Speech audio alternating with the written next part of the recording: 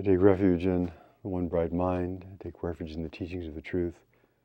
I take refuge in the community that embodies wisdom.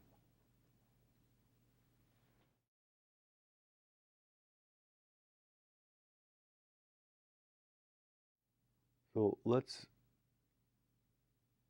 talk today about embodying oneness.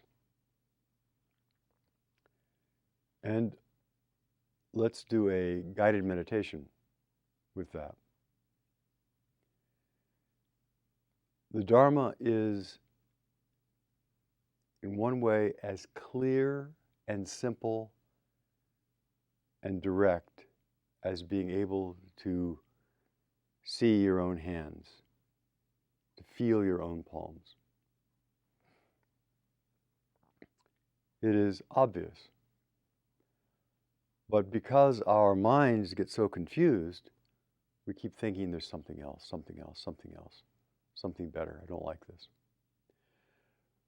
So to do any kind of practice, to embody oneness, means to align our awareness, align our mind, align our experience so that it's all in harmony. It's all one thing. The way to begin, I think, I've learned over the years, the way I like to begin is feeling the hands. Everybody can feel your hands. And I often use that because there are so many nerve endings in the hands that they feel so vivid. And most people don't have a lot of negative charge to them. So to be able to feel some part of your being that you don't have no aversion to, that you have no reactivity to, that you can just put your mind inside your hands and feel the hands, is always a good place to start. So you put your awareness inside the hands. Often when we're doing these kind of practices, we tend to look at them. And when we look at something, we think, oh, I'm up here, and I'm looking at something down there. But that isn't the way it really works. So with this meditation, you put your attention inside the hands.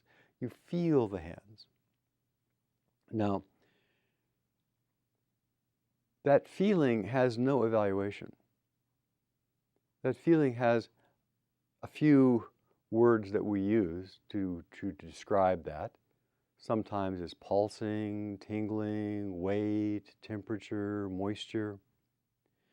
They're just direct sensations. They're not evaluations. Oh, I like this, I don't like that. Oh, this is good, that's bad. My hands are too cold, my hands are too hot, my hands are too dry.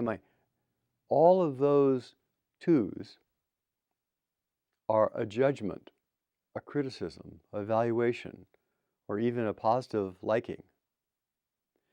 And that is a step removed from the direct experience of hands, what we call hands, the sensations that we call hands. So the beginning of this kind of meditation, you stabilize your body and you put your awareness inside the hands. You feel the hands, you feel the sensations of the hands just as they are. Now, our information processing system is quite limited. That we can only process and can only hold a few things at the same time. So if you put your mind inside your hands and feel your hands, and you intend to feel both hands, all 10 digits, the palm and the back of the hands, perhaps even the knuckles and the cuticles and the fingernails, all at once, something happens. When you're putting your attention inside the hands and feeling both hands and all the parts all at once, it is, of course, as natural as breathing. to be able to do that because it's one thing. It's your life. But the cognitive mind likes to try to do it sequentially. Okay, I can't feel them all at once the way I think I should. I'll feel this finger and that finger. I'll feel this palm. And it tries to do it sequentially. I'll feel a part of this, a part of that, a part of, and then I'll put those parts together and say I've got hands. But for this kind of practice, you put your attention inside the hands, you relax your awareness, you feel the qualities of the energy, the sensation in the hands, and you feel them both, all the parts, all at once. Now, because of our information processing system can't hold all those little 40 bits of information about the hands, when you are aware of the presence of the hands, the details begin to blur. We can't feel all the little discrete sensations and label them, identify them, all at the same time. So in order to feel both hands from the inside at the same time, the mind has to relax and become aware of the presence of hands, the presence of both hands simultaneously. That presence begins to touch the formless nature of things. Because for that presence to have definition, the mind has to get in and say, okay, fingers look and feel like this, thumbs look and feel like that. But when we're feeling both hands at the same time, all at once, the mind can't get in there and do that, break it all up. So then we begin touching the oneness of experience, the formless nature of experience. And just using the hands alone, just feeling one's own hands, you can begin to touch directly, without analysis, the underlying truth of reality. So, stabilize the body,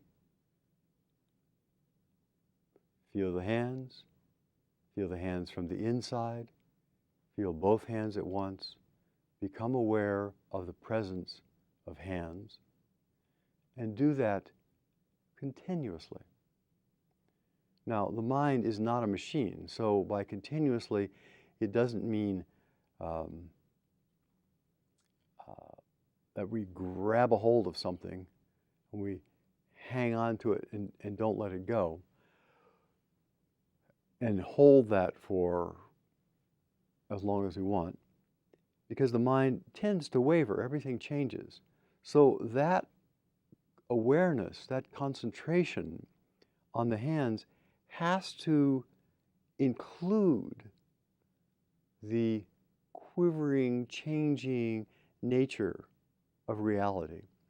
So you become aware of the hands from the inside, the sensations of the hands, both hands at once, and you notice that there is a formless awareness and that it is constantly in motion. It's not static. It's not like a steel bar.